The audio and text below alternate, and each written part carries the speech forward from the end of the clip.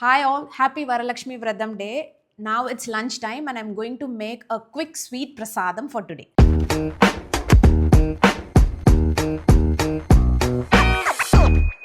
So the dish that I'm going to make is called Loule Puri and it is a Sourashtra dish.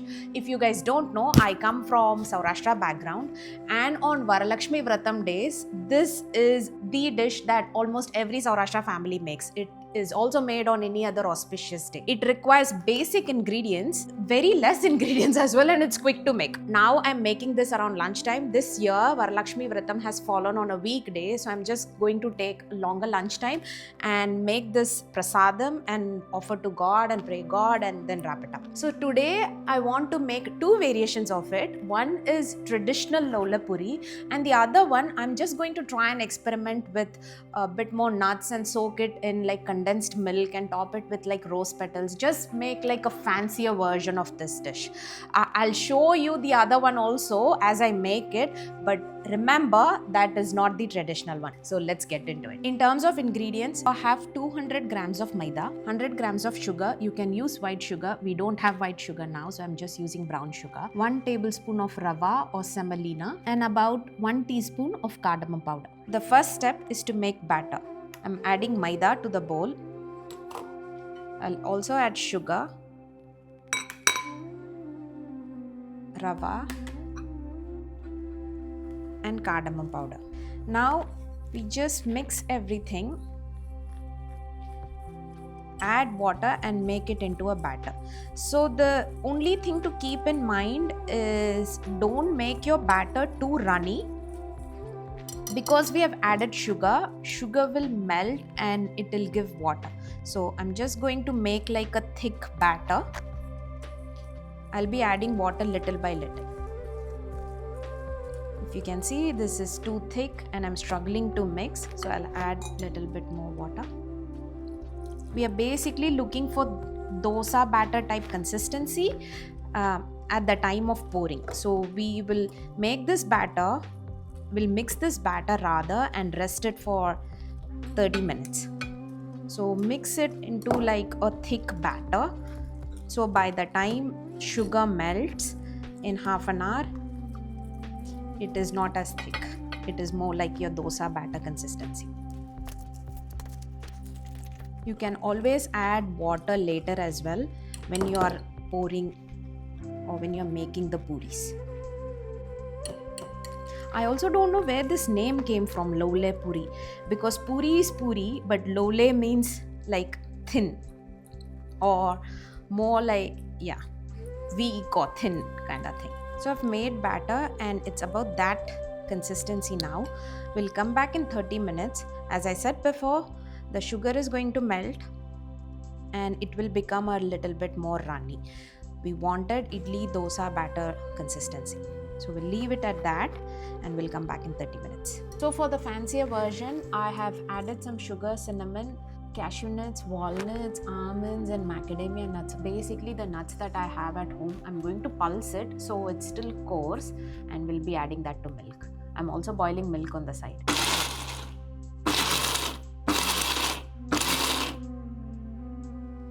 It's well over half hour now and I'm going to start frying. I'll show you how it turns out. We may need to add a little bit of water to the batter because for me it looks very thick, but I'll take a ladle and see how dilute or how concentrated it is and then we'll adjust as we go. Okay, let's get our oil heating. I'm using a very small kadai because we want to do this one by one. So I'm going to start off with that much oil and we'll adjust as we go. Okay, while the oil is heating, let's check batter consistency. As you can see, this is too thick. I feel like we should add some water.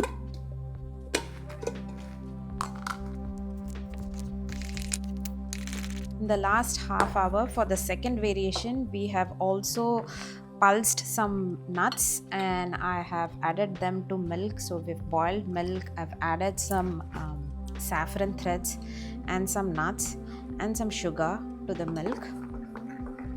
I think this consistency is okay. Let's try it once.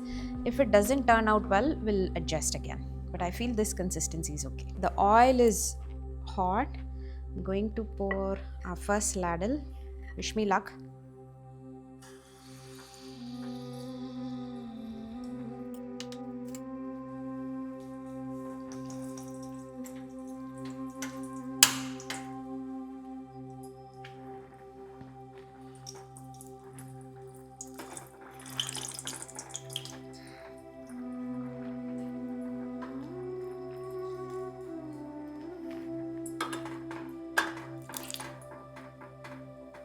So what I have learnt is the flatter the kadai, the more, I guess, like more like small uttapam types it's going to turn out. The more deeper the kadai, it's going to turn out like your donuts.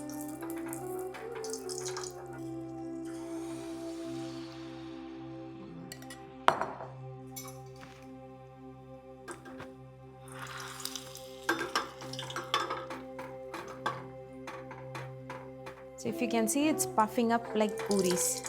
I don't know if you can see that in the video.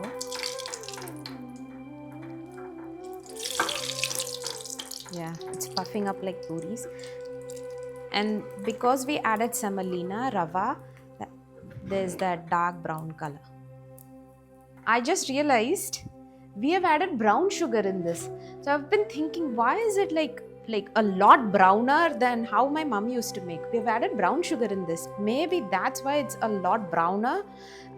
Because what I've seen growing up is whitish with like brown bits. But this is a lot browner. And now that clicks. We used brown sugar because we are all health freaks here. So we don't have white sugar in this household. I'm just kidding. You can also use white sugar. So we've finished making all the puris. There were about 14 of them. About 10 or so are like really large in size. I put like 1 whole spoon, and the rest of it I put like 3/4 of the spoon. So they were slightly smaller in size. So we got 14 of those. And now I'm going to make the version 2, which is by adding condensed milk or the milk that I've boiled with some nuts and saffron threads. This is how it has turned out. It's nice and thick. So let's pour this on top of puris.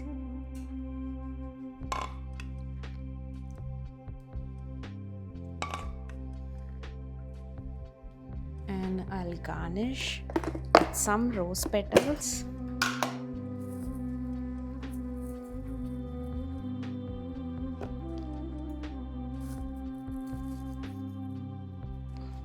I think that's enough. Maybe while serving we can add a bit more nuts if need be, but I think that's enough, and I'm going to put it in the fridge.